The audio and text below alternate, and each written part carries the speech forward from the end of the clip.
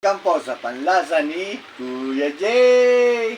Ito po, magigisa po tayo ng ampalaya. Ito po, ang laki ng ampalaya kong nabili.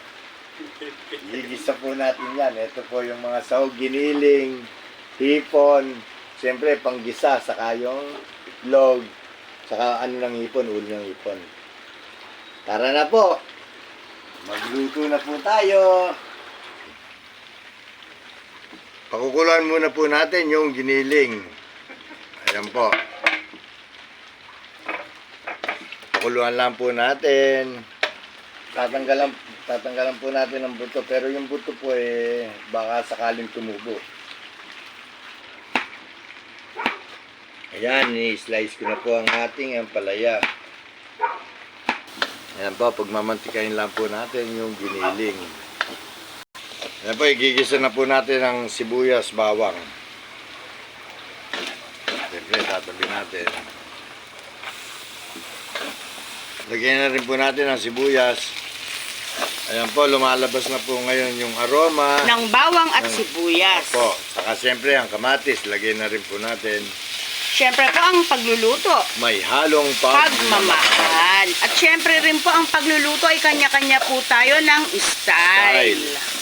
Ang kamatis po, kailangan po yung medyo lusak po para kupatas po ang kamatis. Yung lasa po ng Lasa kamatis. po ng kamatis. Lagay na po natin yung hipon, sahog. Lagyan na po natin ang patis. Ayan. Lalagay na po natin yung ampalaya natin. Ayan. Ayan, ang dami po. Dalawang Dami po niyan, pirasong malaki po yan. Ayan, hinahalo po natin. Para manuot po yung lasa. lasa niya. Ayan, andyan na po yung giniling at yung hipon. Hipon. Ngayon po lalagyan natin ang sabaw ng hipon. Ayan. Yung Harap katas po ng ulo ng ulo hipon. ng hipon. Ngayon po lagyan natin ang durog ng paminta. Lagyan po natin ng konting asukal para balanse lasa niya. Ang gamit po naming asukal ay wash. Ngayon po lagyan na po natin yung egg, yung itlog po. Tingnan po natin. Oh, ngayon po, kita nyo naman po, luto na po ang ating ampalaya. Ayan po, tara po, kain na po tayo. Kain na po tayo. Paano po? Kain na po tayo. Pero syempre po, ang kailangan po natin ay manalangin bago kumain. Lord, maraming salamat po sa biyaya at sa binibigay nyo sa amin sa bagong araw na to at sa panahon po. Kailangan po mag-ingat po. Lord, maraming salamat po. Thanks God. Kain na po tayo. Ano po, subo na po tayo. Ito po yung lutong ampalaya po, medyo malutong-lutong po. Kaya hindi po siya luray ang luto. Tamang-tama lang po sa ating bibig. Subo na po tayo.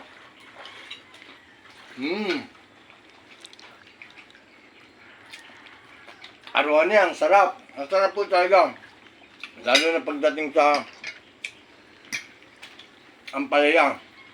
Kita niyo po, saktong-sakto lang po luto niya. Ang lambot saka ang kalutungan niya. Unang-una, kapipitas lang po nito.